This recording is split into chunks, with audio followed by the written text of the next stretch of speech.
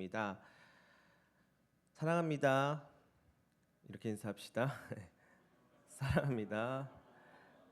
네, 축복도 해주세요. 네, 사랑도 하시고 축복도 해주시기 바랍니다. 어디 가서 이렇게 사랑합니다라는 말을 잘 들어보지 못하는 것 같아요. 근데 이제 교회 오면 이렇게 옆에 있는 사람과도 사랑한다고 말할 수 있는 그런 귀한 기회가 주어지는 것 같습니다. 그런 의미에서 우리 뒤에 있는 사람, 앞에 있는 사람과 한 번 더 인사하도록 하겠습니다. 또 사랑합니다. 축복합니다. 네, 네. 교회에서만 하지 마시고요. 집에 가셔서도 사랑하고 축복해 주시기 바랍니다. 네, 길거리를 지나갈 때도 또 주변에 사랑하는 사람들, 소중한 사람들에게 자주자주 표현해 주시기를 바랍니다. 네, 오늘 룻기서의 말씀을 가지고 같이 말씀을 나눌 텐데요. 사랑하다, 살아가다라는 말씀의 제목으로 은혜를 나누도록 하겠습니다. 사랑은요, 우리를 살아가게 합니다. 사랑받음 그리고 사랑을 주는 것 모두가 우리에게는 필요한 것 같습니다. 사랑을 충분히 또 받아야 하지만은요, 또 사랑을 주어야 하는 것 같아요. 그런데 이것이 만약에 없다라고 한다면 우리의 삶에 있어서 많은 필요한 요소들이 있지만 그 많은 요소들 중에서 다 모든 것들을 갖추고 있는데 이 사랑만 빠져 있다라고 한다면 우리는 과연 살 수 있을까요? 아마도 우리는 살 수 없을 것입니다. 우리는 저마다 사랑을 꼭 받아야 하고요. 또한 사랑을 줄 수 있어야 비로소 살아갈 수 있게 될 것입니다. 오늘 우리는요, 룻기서를 가지고 함께 말씀을 나누려고 하는데요. 여러분들이 잘 아시다시피 이 룻기는요, 한 이방 여인 룻과 보아스의 사랑 이야기를 담고 있습니다. 룻기는요, 전체가 4장밖에 안 됩니다. 총 85절로 이루어진 아주 비교적 짧은 분량의 책이라고 말할 수 있어요. 룻기서의 시작은요, 1장 1절에 이렇게 이야기합니다. 사사들이 치리하던 때에, 이렇게 시작을 하는데요. 그 말은 불안정하고 혼란스러운 시대였다는 말이에요. 사사 시대에 대표적인 현상들이 있었는데요. 한번 들어보세요. 나라가 태평성대를 이루면 타락하고, 그러다가 고통을 겪게 되면 회개하고, 결국 사사를 보내어 회복시키시고, 그래서 다시 태평성대를 이루면 또 타락하고, 이 사이클의 반복이었었던 시대였었습니다. 어떻습니까? 어쩌면 성경에 나와 있는 이 사사시대뿐만 아니라 현재 우리네 삶과도 여러모로 닮아 있는 것 같아요. 그때 하나님께서 직접적으로 사랑하는 백성들에게 여러 환경을 통하여서 말씀하셨는데요. 예나 지금이나 다름 아닌 고난이라고 하는 확성기로 그분의 뜻과 말씀을 알려주시게 됩니다. 오늘 본문의 배경 속에서도 등장하는데요. 그들은 당시 가장 큰 고난이라고 말할 수 있는 흉년을 만나게 됩니다. 이러한 배경 속에서 엘리멜렉의 가정이 이제 소개가 되는 거예요. 그는 원래 베들레헴에 살았었는데 큰 흉년을 맞게 됩니다. 결국 이 때문에 모압 땅으로 피신하여 이민을 가게 된 가정입니다. 소위 말해 난민이죠. 그런데 그곳에서 엘리멜렉이 그만 죽게 돼요. 그리고 그의 두 아들인 말론과 기론도 죽게 됩니다. 자, 어떻게 된 일입니까? 이 가정은 이제 3명의 과부만 남아 있게 됩니다. 시어머니 과부 나오미와 두 아들의 과부 오르바와 룻입니다. 처음에 이 둘은요, 시어머니를 따라 베들레헴으로 돌아오기로 결정했다가 결국 오르바는 모압을 선택해서 헤어졌고요. 룻은 끝까지 시어머니를 따라 베들레헴으로 오게 되었습니다. 지금 본문 안에서 이들의 마음과 심정을 어느 정도 이해할 수 있겠습니까? 큰 고난을 맞이하고 가정이 파탄이 났습니다. 이 와중에 비로소 이제 나오미의 고향으로 오게 되는 상황에서 나오미와 또 두 며느리와 또 한 며느리마다의 사정들이 있고 또 그 여정을 따라서 왔을 때에 이제는 내가 뭐 먹고 살아야 하나, 무슨 일을 해야 하나, 무엇을 바라보며 살아야 하나, 소망이 끊어져 버린 그런 상태인 것입니다. 그들은 하나님 앞에 어떠한 기도를 하였을까요? 그리고 어떠한 고백을 하였을까요? 막막하고 캄캄하고 매일매일이 예측 불허의 날들이었을 것입니다.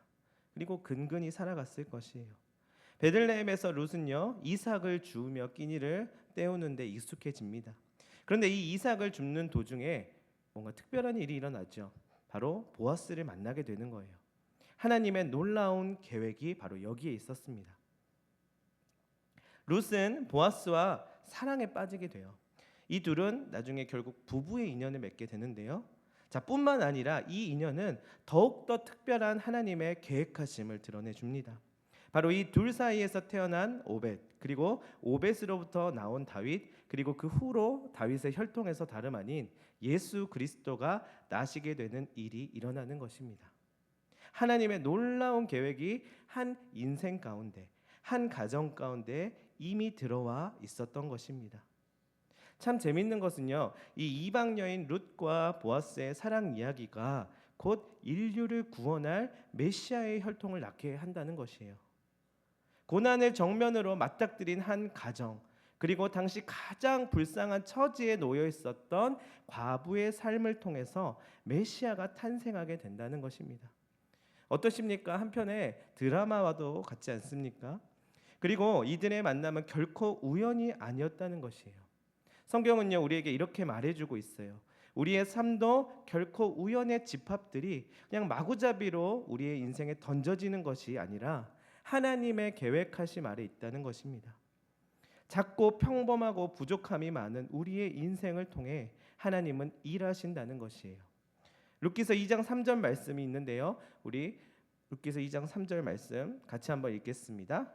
룻이 가서 베는 자를 따라 밭에서 이삭을 줍는데 우연히 엘리멜렉의 친족 보아스에게 속한 밭에 이르렀더라. 자, 방금 설명해 드렸듯이 절망 가운데서 환경도 나를 도와주지 않고 가정에서도 지금 가정에 파탄이 나 있고 관계에 있어서도 앞에 일어날 일들도 다 예측 불허한 불안함과 또한 막막함 사이에서 버티고 서 있는 이 여인들 둘이 있는데요. 그런데 이제 끼니를 때워야 하기 때문에 그것 때문에 내 앞에 당장에 놓여 있는 현실을 또 살아가야 하는 그 몫을 짊어지고서 이제 나아갈 때에 눈에 보이지 않는 하나님의 섭리가 그 가운데 있었다는 것입니다. 여러분, 이 사실이 우리에게 어마어마한 은혜를 시사하는 것이에요. 우리에게 있어서도 우리가 다 해결하지 못하는 문제들과 어려움들을 안고 살아가지만 또 하루하루 살아내야 될 현실의 몫들이 있잖아요. 그래서 또 담대하게 하루하루 또 나아갑니다. 절망하고 쓰러지고 낙담하지만 또 살아야 하는 인생이기 때문이지요. 그런데 보이지 않는 하나님의 섭리가 그 가운데 있다는 사실이에요. 보세요. 나오미가요 며느리 룻에게 이렇게 말합니다. 저기 밭에 나가서 밭에 떨어져 있는 밀 이삭을 주워오라고 이야기합니다. 당시 이스라엘 땅에요 율법으로부터 온 문화 풍습이 있었습니다. 보통 밀과 보리를 추수하잖아요. 그러다 보면 밀 이삭이 땅에 떨어집니다. 하나님은요 율법을 통해서 그렇게 땅에 떨어진 밀 이삭을 줍지 말라고 명령하십니다. 왜냐하면요 주변의 가난한 이들이 그 밀 이삭을 주워갈 수 있도록 한 것입니다. 바로 하나님의 사랑과 배려이죠. 사실 절망의 순간이지만 여기에 하나님의 간섭, 즉 하나님의 손길이 있었다는 것입니다. 우리도 마찬가지예요. 우리에게 있어서 원치 않고 유쾌하지 않는 상황이 우리에게 맞닥뜨려질 때 그때에 하나님께서 소소하게 내가 알아들을 수 있게 또한 알아들을 수 없게끔 그 하나님의 손길로서 함께 하시는 일들이 있다는 것이에요. 근데 그것을 발견하지 못한다면 미리삭이나 주워 먹는 인생이구나, 비참하다 이렇게 여기겠지만 하나님의 배려와 하나님의 손길을 기억하고 그것을 발견하는 사람들에게는 하나님이 나와 함께하고 계시는구나를 느낄 수 있는 것입니다. 나오미는요 며느리에게 그 떨어진 미리삭을 주오라고 말했던 것이에요. 그런데 여기 방금 우리가 읽은 3절 말씀을 보았어요. 룻이요 우연히 보아스의 밭에 갔다라고 기록되어 있습니다. 여러분, 과연 이것이 우연일까요? 아닙니다. 이것은 결코 우연이 아니었습니다. 바로 하나님의 계획이었던 것입니다. 가장 낮은 자리에서 남들이 두고 간 미리삭을 줍는 이 일이 사실 우리의 상식으로는 그렇게 유쾌하지는 않잖아요. 차고 넘치는 물질을 줘도 지금 모자랄 판에 근근히 끼니를 때우는 처지, 이것을 어찌 좋아할 수 있겠습니까? 그런데요, 잠언서에 보면 이런 말씀이 있습니다. 우리가 잘 아는 말씀인데요. 잠언서에 보면 이렇게 말합니다.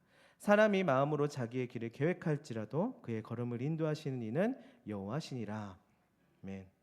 지금 이 두 과부가 있는 그 자리에서 그들의 걸음을 인도하시는 분이 여호와 하나님이시라는 것입니다. 그러니 모세에게 말씀하셨듯이 내가 선 곳은 거룩한 땅이라라고 말씀하시는 그것과 같은 것이에요. 지금 여기 하나님이 함께하고 계시는 것입니다. 그것을 아는 것이 중요한 것이에요. 사랑하는 성도 여러분, 우리가요 마음으로 어떤 길을 가겠노라 결정했다 할지라도요 그 걸음을 인도하시는 이는 하나님이신 줄로 믿습니다.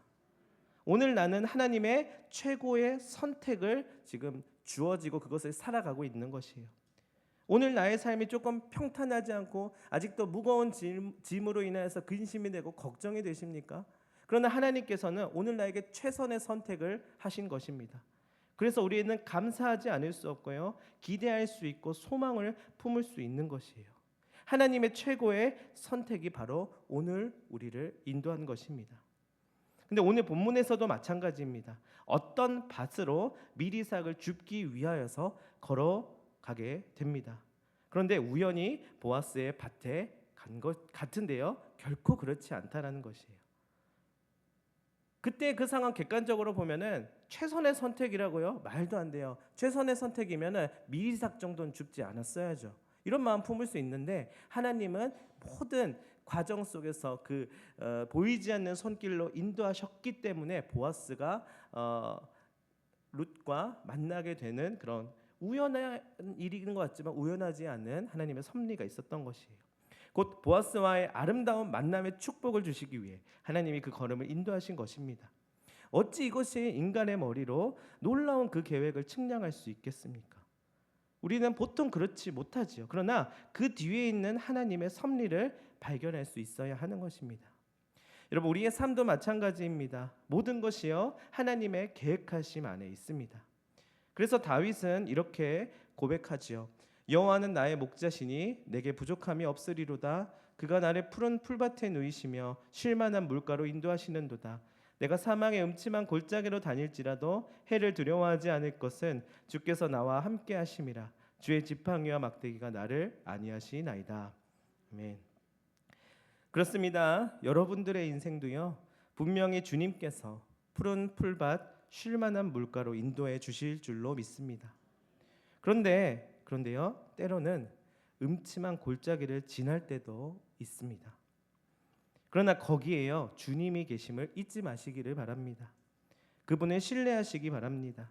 그분이 인도하시는 그 길로 나아가시기를 축복합니다. 또한 그때에 주님께서 저와 여러분 모두에게 룻과 보아스처럼 아름다운 만남의 축복을 허락해 주실 줄로 믿습니다. 이 만남이라는 것이 인생에서 정말로 중요한 것이거든요. 그런데요 이렇게 우리는 질문할 수 있어요. 애초에요 하나님 음침한 골짜기를 안 가게 하시면 안 됐을까요? 이런 질문을 할 수 있습니다. 음침한 골짜기 말고 쉴만한 물가랑 푸른 풀밭만 있어도 되지 않을까요? 이런 질문을 할 수 있어요. 그런데 더 중요한 것은 누구와 함께 하느냐가 더 중요한 것이에요. 쉴만한 물가와 푸른 풀밭에 있는데 원수와 함께 있고 나를 잡아먹으려고 하는 무서운 마귀가 나를 막 이렇게 괴롭히고 있다고 생각해 보십시오. 푸른 풀밭이 무엇이 중요합니까? 그러나 하나님과 함께 있다면 음침한 골짜기도 지나갈 수 있는 것입니다. 또한 하나님께서 함께 해주시기도 하지만은요 또한 사람을 붙여주신다는 것이에요. 제가 항상 기도하는 평소에 우선순위 가운데 하나가 바로 이것입니다. 하나님께서 붙여주시는 소중한 사람들을 통하여서 하나님을 발견하고 또 하나님의 풍성한 은혜들을 나눌 수 있게 해주세요라고 기도합니다. 저와 여러분의 만남 그리고 우리 공동체의 만남도 바로 주님의 축복인 줄로 믿습니다. 마치 고향과도 같은 사람이라고 생각이 들어요. 우리가 고향을 생각할 때는요 푸근함이 있잖아요. 그러나 타지를 오게 되면은요 타지에선 낯섦이 있는 것이에요.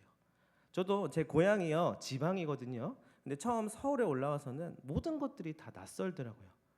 그런데요, 고향으로 돌아가지 않는 한 타지에서 생활을 해야 되는 삶이 있을 때에 그것을 또 견뎌내야만 하거든요.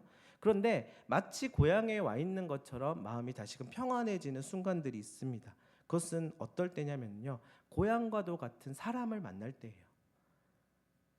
나와 함께 대화하고 마음을 나눌 수 있는 그 사람을 통하여서 물리적으로는 고향에 있지는 않지만 마치 고향에 온 것과도 같은 그런 편안함을 느낍니다. 따라서 누구와 함께 하느냐에 따라서 우리는 삶을 살아가는 결정적인 이유들을 찾아낼 수 있다는 것입니다.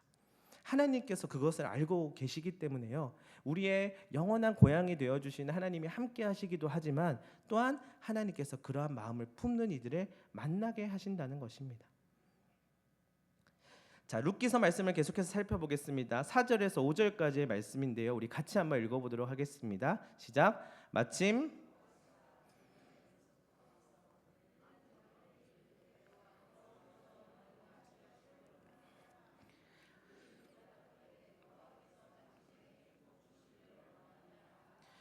보아스가 베는 자들을 거느린 사환에게 이르되 이는 누구의 소녀냐 하니. 아멘. 자, 여기 4절 말씀을 보시면은요, 보아스가 어떤 사람이었는지를 잘 알 수 있는 대목이 나옵니다. 보아스는요, 믿음 안에서 살아가는 사람이었습니다. 그 누구보다 하나님을 사랑하는 사람이었습니다. 그렇기 때문에 가난한 자들에게 선을 베풀 줄 아는 그런 착한 사람이었습니다. 룻은 이런 보아스를 만나게 됩니다. 믿음으로 살려고 노력했던 나오미와 그의 며느리 룻에게 하나님은 귀한 만남의 축복을 허락해 주시는 것입니다. 낯선 땅 룻에게서는 그 땅은 처음 가본 땅이에요. 그 낯선 땅 베들레헴에서 룻은 하나님께서 예비하신 축복의 만남을 경험하게 된 것입니다. 그렇습니다. 하나님은요, 믿음의 사람들을 축복하실 때요, 하늘에서 돈 뭉탱이가 막 떨어뜨려지면서 축복해 주시는 분이 아닙니다. 하나님은 다름 아니라 좋은 사람들을 보내주십니다. 고향과도 같은 그런 좋은 사람들을 통해서 축복해 주십니다. 그러니 우리의 삶에 있어서요, 만남의 축복이 얼마나 중요한지 모릅니다. 오늘 이 말씀 속에 룻이 그러하였습니다. 보아스라는 믿음의 사람을 만나게 됩니다. 사실요, 엄밀히 말하면 룻은요, 이방 여인이에요. 당시의 이방 여인은 이 베들레헴 유대 땅에서는 어마어마한 이미지가 안 좋은 그런 사람이에요. 게다가 가난하기까지 합니다. 자, 그리고요, 룻은 남편과 사별한 과부라는 것이에요. 세상의 기준으로 볼 때 좋은 조건 하나도 없는 사람일 수 있습니다. 그러나 룻은요, 그 조건 때문이 아닌 하나님의 인도하심 가운데 보아스를 만나게 됩니다.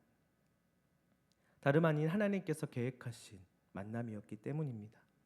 저는 이 부분을 묵상하면서 나와 예수님과의 관계가 마치 이와 같다라는 묵상을 하였습니다. 어떠한 조건 때문이 아닌 하나님의 인도하심 가운데 주님과 함께하는 삶을 살아가게 됐다는 것이죠. 여러분은 어떠십니까? 여러분, 예수님과 나와의 관계를 성경에서는요, 신랑과 신부의 관계로 설명을 하고 있습니다. 우리는 그리스도의 신부입니다. 그런데 우리는 그리스도의 신부가 되기 위한 아무런 조건도 없는 사람들입니다. 철저하게 하나님 앞에서는 죄인이었습니다. 우리가 하나님께 뭔가 잘한 것이 아무것도 없습니다. 원래부터 죽을 수밖에 없는 존재였고요, 죄로 인하여서 거룩함이 깨어졌습니다. 그런데요, 우리가 어떻게 그리스도의 신부가 되었나요? 바로 하나님의 한없는 사랑 때문입니다. 오직 그것 때문이에요. 어느 것 하나 우리의 조건이나 우리의 공로가 없었고요, 조건 없는 하나님의 은혜, 그 사랑 때문입니다. 사랑이 우리를 살게 합니다. 살아가게 합니다. 그리고 그분이 우리에게 사랑을 알게 하시고 깨닫게 하십니다. 만약 하나님의 사랑이 조금 부족하거나 조금 까다롭거나 아예 없었다라면 우리는 살아갈 수가 없는 것입니다. 사랑하는 성도 여러분, 이러한 하나님의 조건 없는 사랑을 받은 우리가 해야 할 일이 있습니다. 그것은 바로 이것입니다. 사랑의 빚진 자로 살아가는 것입니다.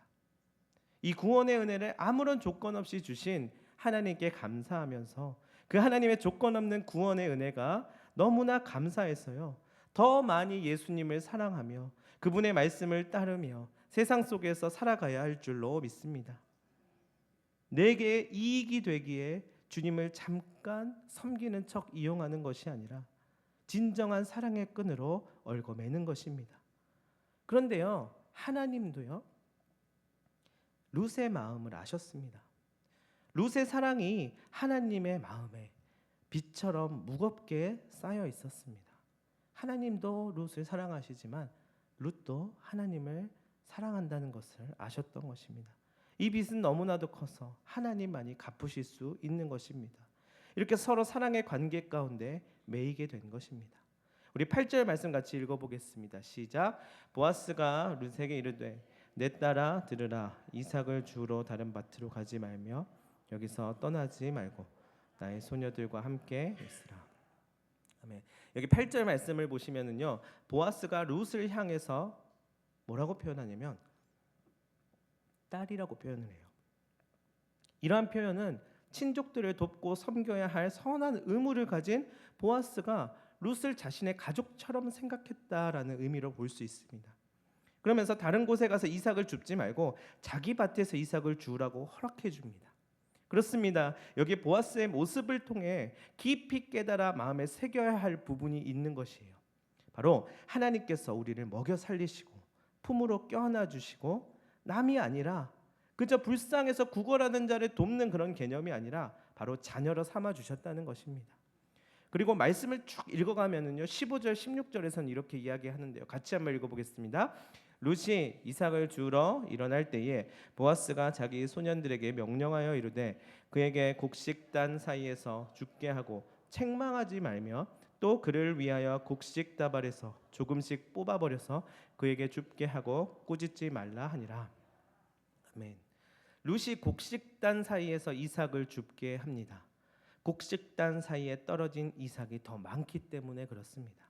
그리고 그렇게 줍는 룻을 보호해 줍니다. 이게 없으면 못 사니까 그래요. 이게 있어야만 살 수 있기 때문에 그렇게 하는 거예요. 오히려 곡식을 땅에 일부러 떨어뜨려 놓으라고 말하기도 합니다. 무엇 때문입니까? 바로 사랑입니다. 이러한 보아스의 모습을 보면은요, 참 깊으신 주님, 사랑이 많으신 우리 하나님이 생각납니다. 어쩌면 그렇게도 우리의 삶에서 하나하나 세세하게 역사하시는지요. 우리가 도대체 무엇이기에 그토록 우리를 사랑하실까요? 왜 우리를 사랑하실까요? 이해할 수 없지만 보이는 곳에서 보이지 않는 곳에서 항상 돌보고 계심을 느낍니다. 나를 받아주시고 안전한 곳에 거하게 하십니다. 사랑은요, 생명력을 불어넣어 줍니다. 이렇게 살맛이 나게끔 합니다. 그러나 그 반대는요, 생명력이 떨어집니다. 그리고 살만한 가치를 잃어버리게 되는 것이지요. 하나님께서 사랑이신 이유가 다 있는 것이에요. 그분은 그냥 전지전능한 신이어도 됩니다. 그냥 이 세상을 만든, 천지를 만든 능력이 많으신 하나님. 다만 사랑이 없을 수도 있잖아요. 그런데 본인의 전능함을 꺾으시면서까지 우리를 사랑하신 이유가 바로 그것이에요. 우리가 이 사랑이 없으면 살 수가 없기 때문입니다. 구약에서는요, 하나님께서는 누구보다도 이것이 많다라고 하는데 바로 헤세드가 많으신 분이다 이렇게 소개를 하고 있어요. 예레미야 3장 12절에서 보면은 이렇게 얘기해요. 하나님은 나는 헤세드라라고 말씀을 하셨습니다. 자, 헤세드라는 말은요, 상대방의 반응과 무관하게 사랑의 대상에게 자신을 얽어매는 것을 의미합니다. 이게 하나님의 사랑이라는 거예요. 계속 이스라엘에 거부당하시고도 그분은 이 헤세드에 충실하셨습니다. 이스라엘과 우리를 향한 그 사랑의 헌신 때문에 또한 그의 아들을 보내셨습니다. 그리고 그의 아들 예수는 우리를 향한 이 헤세드 때문에 골고다 언덕에서 십자가를 향하여 묵묵히 가셨습니다. 헤세드요. 언젠가 한 번쯤은 들어봤을 만한 이 단어가 성경의 뿌리이자 중심이며 실제라는 것이에요. 그러나 우리가 생각하는 사랑, 즉 감정은요, 사랑처럼 보이지만은 결국 상황에 따라서 달라지는 거예요. 그러나 이 헤세드의 사랑은요, 감정이 사라질 때조차도 계속되어야 한다는 것을 보여줍니다. 여러분, 이 사랑의 출처가 바로 하나님이십니다. 이게 없었다면 우리는 절망 그 자체일 거예요. 그러나 우리는 소망이 생겼습니다. 벅차오릅니다. 이 사랑이 계속해서 경험되어졌으면 좋겠어요. 우리 안에 실제로 이것이 일어났으면 합니다. 따라서 헤세드의 위력은 다른 사람들 안에도 사랑을 불러 일으킨다는 것입니다. 헤세드는 바로 여러분을 끌어들였습니다. 그 사랑이 우리를 이 자리 가운데 오게 하였고요, 그리스도인이 되게끔 한 것입니다. 자, 그렇다면은 그렇게 하나님의 조건 없는 사랑의 은혜를 입은 우리들이 해야 할 일은 무엇일까요? 13절에 그 해답이 있습니다. 같이 한번 읽어보겠습니다. 루시 이르되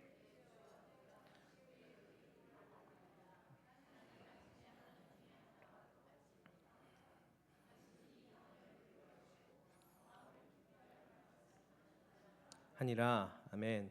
룻은요, 보아스를 향하여서 은혜를 이야기하고 있습니다. 이러한 룻의 고백을 보면은요, 신약 성경에 나오는 세례 요한의 고백이 생각이 납니다. 세례 요한이 이렇게 고백하지요. 자기는 예수님의 신발끈도 묶어드릴 수 없는 그런 존재입니다. 그렇습니다. 여러분, 우리는 하나님의 조건 없는 사랑으로 말미암아 구원의 은혜를 누리게 된 사람들입니다. 즉 사랑의 빚진 자들입니다. 그렇게 먼저는 하나님께 감사하는 삶을 살아갈 수 있습니다. 어떠한 환경 속에서도 감사를 고백할 수 있습니다. 왜냐하면 그 상황 가운데서도 그곳에 주님이 계시니까요. 그리고 그 받은 사랑을 이제는 내 주변의 사람들에게 베푸는 삶을 살 수 있습니다. 복음은 그런 성격을 가지고 있어요. 혼자서 다 누리고 끝나지 않고 나누게 되는 거예요. 그렇게 살아갈 때 오늘 본문에 나오는 룻이 받았던 귀한 하나님의 축복을 동일하게 누리며 살아가게 될 줄로 믿습니다. 룻은 보아스를 통하여서 특별한 관심과 사랑을 받았습니다. 14절에 보면은요, 보아스가 룻을 식탁의 자리로 부르는 장면이 나와요. 그리고 한 식탁에서 함께 떡을 먹자고 제안을 합니다. 여러분, 이러한 보아스의 제안은요, 당시의 시대 상황 속에서 굉장히 파격적인 일이라고 말할 수 있습니다. 고대 근동의 문화와 풍습 그리고 세상적인 기준을 뛰어넘는 사랑을 보아스는 룻에게 전하고 있는 것입니다. 여러분, 누가 생각나십니까? 바로 예수 그리스도가 떠오르게 됩니다.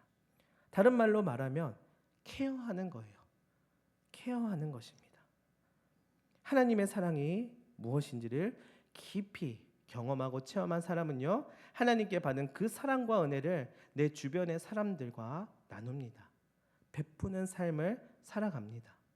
우리 모두가 이러한 풍성한 하나님의 사랑을 깨달아 그 사랑을 나누는 삶을 살아갔으면 좋겠습니다. 그럼 하나님께서는 우리를 절대 손해보지 않게 하신다는 것입니다. 우리가 생각하는 손해와 이익을 뛰어넘어서 하나님의 계획하심 가운데 우리를 유익하게 하신다는 것입니다. 사실요, 나오미에게 필요한 것은요, 하나님의 사랑을 느끼는 것 말고도요, 평생의 물리적인 도움과 또한 동반이었습니다. 그저 내게 위로만 주시고 괜찮아, 잘하고 있어, 격려만 해주신 것이 사실 아니에요.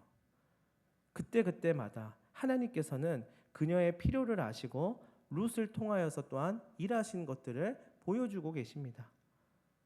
한마디로 말해서 우리가 하나님의 사랑은 알겠으나 하나님을 너무 많이 믿어버리면 조금은 내가 좀 답이 없을 것 같아요. 하나님을 믿는 건 좋지만 하나님만 믿고 있으면 어떻게 뭐 답이 없고 내가 뭐 세상에서 뭐 공짜로 어떻게 살아갑니까? 세상에서 살고 있는데요. 어디 뭐 하늘나라에서 사는 것도 아닌데요. 나름대로 해결해야 될 문제들이 있지 않습니까? 그런데요, 그 필요를 하나님이 먼저 아신다는 거예요.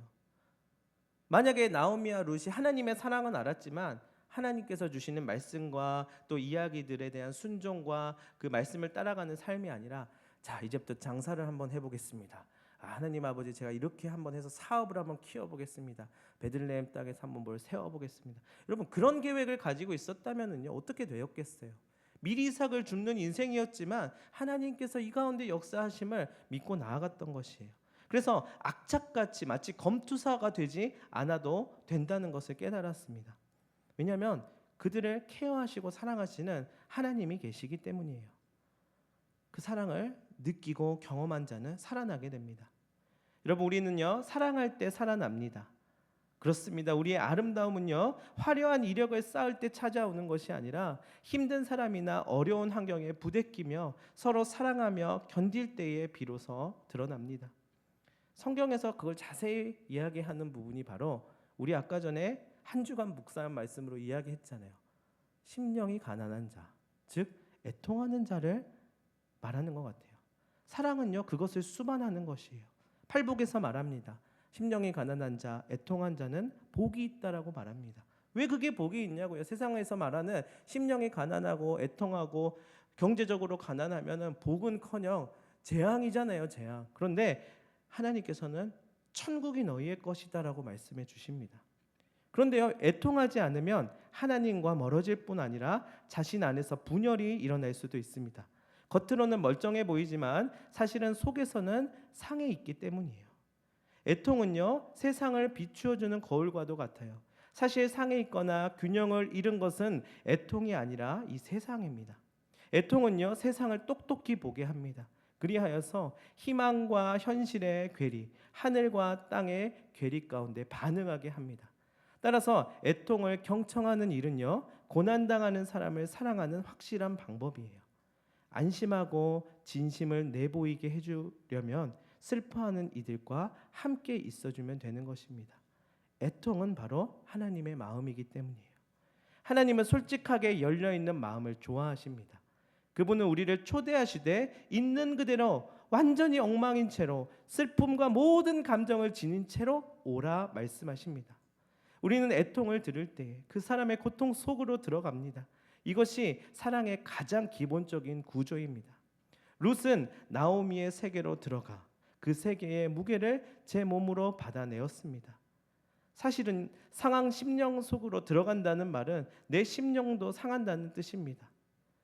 룻이요 시어머니를 버리지 못하겠는 거예요. 나오미가 돌아가라, 됐다 돌아가라 이렇게 말이 아니에요. 정말 애정을 담아서 이야기한 거예요. 돌아가라. 그렇지만 나오미가 그 상한 심령의 그 룻이 나오미의 그 상한 심령을 그냥 버려둘 수가 없었어요. 그래서 끝까지 동행하였던 것입니다. 본인이 알지도 못하는 베들레헴까지 가서라도 이 어머니를 향한 사랑을 표현했던 것이에요. 그리고 나서 그 가운데서 비로소 하나님의 은혜를 경험하게 됩니다. 그런데 예수님께서도 그러하셨습니다. 바로 그것이 복음이기 때문입니다. 19절 21절 말씀 우리 같이 한번 읽어보겠습니다. 예, 그 두 사람이 베들레헴까지 갔더라.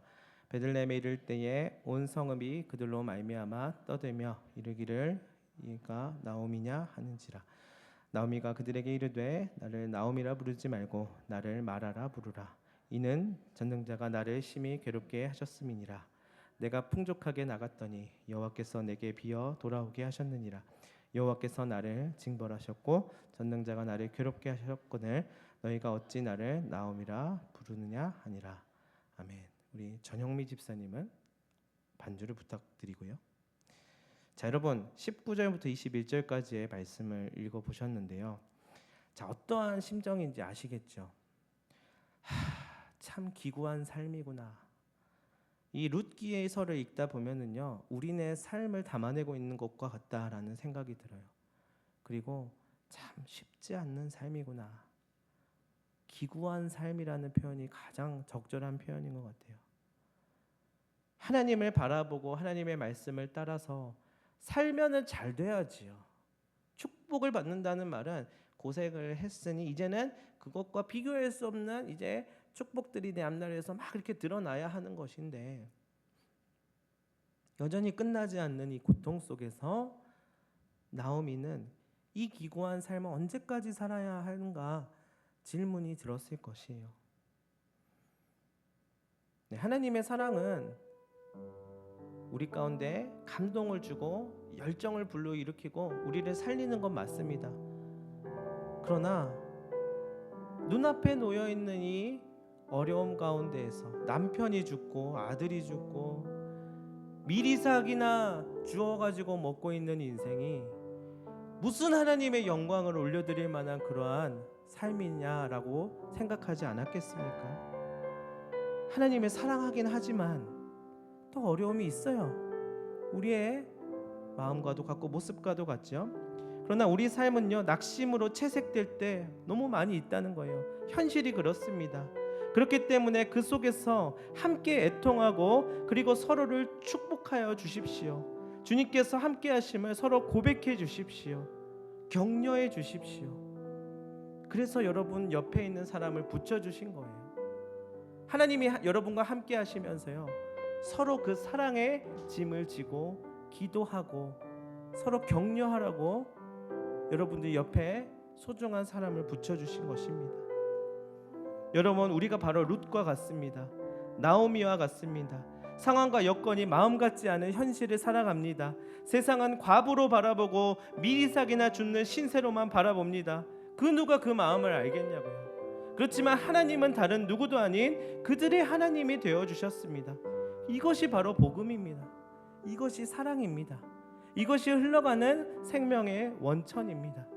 여러분, 이것을 믿으십니까?